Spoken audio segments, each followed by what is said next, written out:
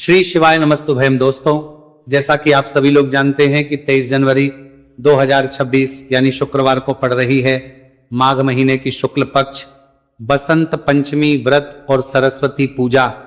और दोस्तों, यह वह तिथि है जो माघ मास में पड़ने वाली सबसे बड़ी तिथि है, क्योंकि यह शुक्रवार के दिन पड़ रही है और इसका बहुत ही बड़ा और विशेष महत्व होता है।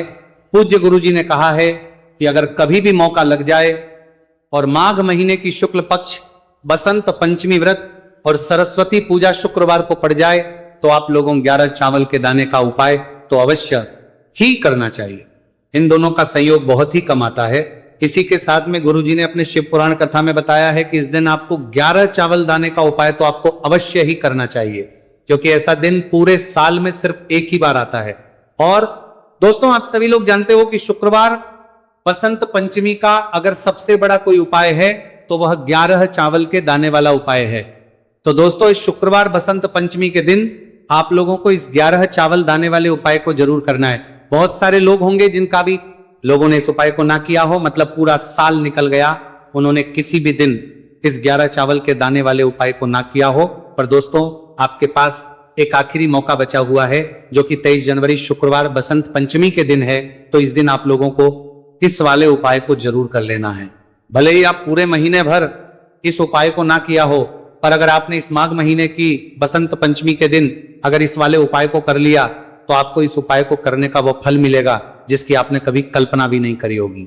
इसीलिए आप लोग इस वाले उपाय को एक बार जरूर कर लेना है, ताकि आप लोगों के हाथ से यह मौका ना जा सके और आपको इस उपाय को करने का फल मिल सके।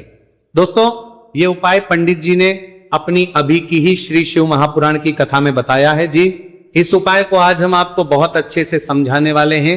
इस वीडियो को देखने बाद इस उपाय को समझने के लिए आपको कोई और वीडियो को देखने की जरूरत नहीं पड़ेगी। तो चलिए दोस्तों, उपाय को शुरू करते हैं। देखिए, ये इस माघ महीने के शुक्रवार बसंत पंचमी के दिन ये इतना खास होता है, इतना महत्वपूर्ण होता है।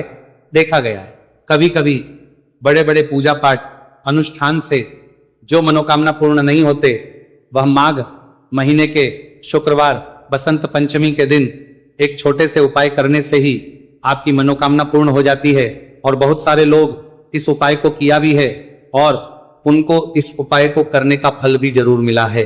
अगर आप लोग भी इस उपाय को करना चाहते हैं तो आप इस उपाय को पहले अच्छे से समझ लेना, सुन लेना, उसके बाद करना। आपको इस उपाय का फल जरूर मिलेगा। और इस उपाय को कर लेने से आपके घर में चाहे किसी भी प्रकार की दुहक और समस्या क्यों ना चल रही हो, आपको उसका कारण भी नहीं पता है कि भाई ये समस्या किसका कारण से चल रही है, उसका भी कुछ कारण हो सकता है, जैसे पितृदोष हो सकता है या किसी भी तरह का मंगल दोष भी हो सकता है। तो इस दिन आप लोगों को यह वाला उपाय कर लेना है। ये एक ऐसा उपाय है जिस उपाय को अगर किसी विशेष दिन पर किया जाए तो भाई उस विशेष दिन का जो है वो तो हमें मिलता ही मिलता है, पर हमने उस दिन पर इस उपाय को किया है तो हमें उससे भी बड़ा फल मिलता है और फल बहुत जल्दी मिलता है, क्योंकि आप इस उपाय को बहुत ही बड़े और विशेष पर कर रहे हो। तो चलिए अब उपाय के बारे में बात करते हैं, लेकिन उससे पहले आप लोगों को यह जानना आवश्यक है कि आखिर यह उपाय किस समय करना है, किसको करना है और कैसे करना है। तो चलिए हम आगे आपको वीडियो में एक एक करके बता रहा है देते हैं। लेकिन उससे पहले अगर आप लोग हमारे चैनल पर पहली बार आए हैं या फिर मेरी आवाज आज पहली बार सुन रहे हैं तो हमारे चैनल को सब्सक्राइब जरूर कर लेना और इस वीडियो को करके कमेंट बॉक्स में श्री शिवाय नमस्तुभयम ओम नमः शिवाय जरूर टाइप कर देना। तो दोस्तों, इस 11 चावल के दाने वाले उपाय को हमें इस शुक्रवार बसंत पंचमी के दिन कैसे करना है, किसको करना है, किस समय करना है और कहां पर करना है, ये सारे सवालों के जवाब आपको इस वीडियो में मिल जाएंगे। और जो ये वीडियो देखेगा भाई, उसको 11 चावल के दाने वाला उपाय जरूर करना चाहिए, क्योंकि इस दिन एक चावल के दाने का बहुत ही बड़ा और विशेष महत्व होता है। और जब बात आ जाए 11 चावल के दाने की तो ये सोने पर सुहागा वाली बात हो जाती है और ये एक बहुत ही बड़ा उपाय हो जाता है इस शुक्रवार बसंत पंचमी का। तो अब दोस्तों, इस 11 चावल के दाने वाले उपाय को आखिर करना किसको है, सबसे पहले हम लोग वो बात जान लेते हैं। तो देखो, घर की जो बड़ी माताएं बहनें होती हैं, उन माताओं बहनों में से कोई भी एक बड़ी माता बहन इस वाले उपाय कर सकती है। और दोस्तों, अगर आप चाहे तो अपने घर में से सभी सदस्यों को भी इस उपाय को करवा सकते हैं। अगर किसी व्यक्ति की खुद की कोई मनोकामना है, खुद की कोई दुख और परेशानी है जो कि वो अपने लिए ही करना चाहता है, इस वाले उपाय को तो वो खुद अपने लिए भी कर सकता है। बाकी अगर कोई घर में से ऐसा है जो कि अपने पूरे घर परिवार की सुख और शांति के लिए ये वाला उपाय करना चाहता है, तो भाई वो भी कर सकता है, उसमें भी कोई दिक्कत वाली नहीं है। कहने का मतलब यह है कि इस उपाय को हर एक सदस्य भी कर सकता है और पूरे घर परिवार के सदस्य के लिए घर की बड़ी माताओं बहनों में से कोई एक माता बहन भी कर सकती है।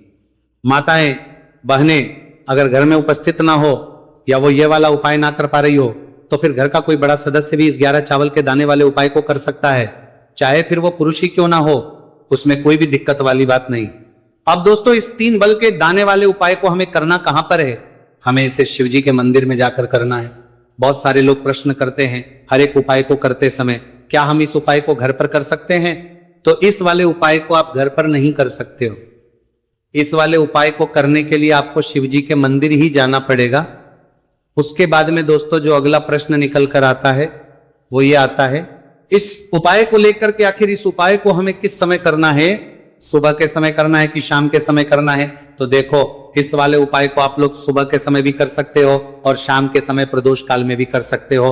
अब अगर आप पूछो कि भाई सबसे उत्तम समय कौन सा रहेगा इस 31 चावल के दाने वाले उपाय को करने का, तो हम आपसे बस यही कहेंगे कि इस उपाय को आप सुबह के समय करेंगे तो ज्यादा बेहतर होगा।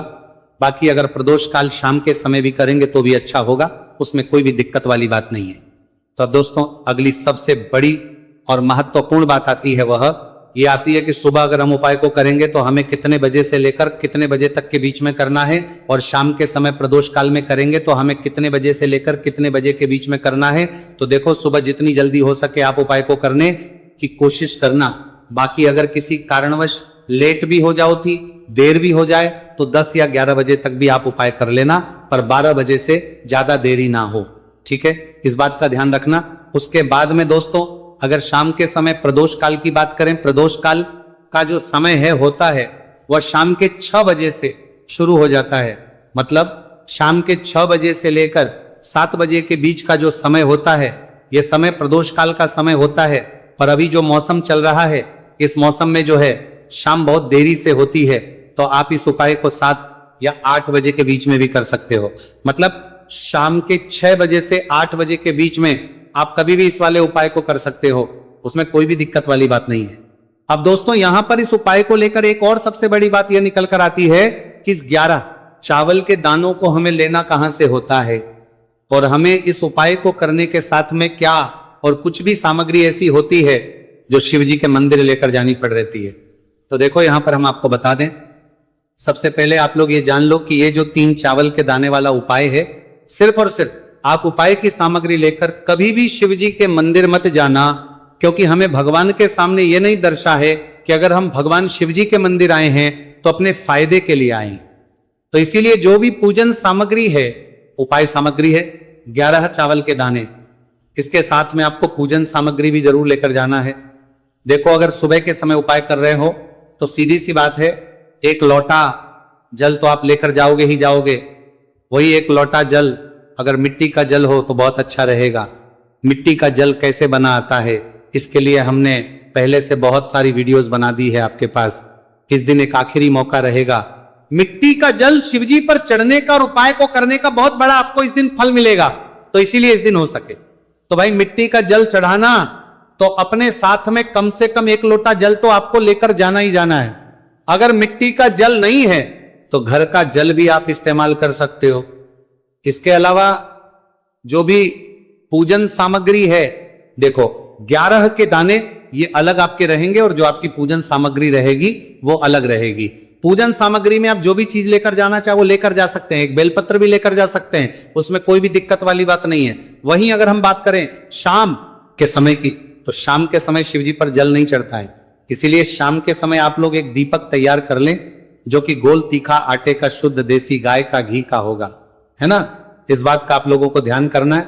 और इस दीपक को आपको घर से जलाकर नहीं लेकर जाना है, भगवान शिवजी के मंदिर में जाकर ही जलाना है। इस बात का भी आप लोगों को ध्यान रखना है। अब दोस्तों, यहां पर हमें इस बात को समझना है कि ये 11 चावल के दाने हमें लेना कहां से है। क्या हमें दुकान से लेकर आना है, या हमें अपने घर से लेना है, या कहां से लेकर आना है, और कौन से चावल लेना है, क्योंकि चावल भी बहुत प्रकार के होते हैं।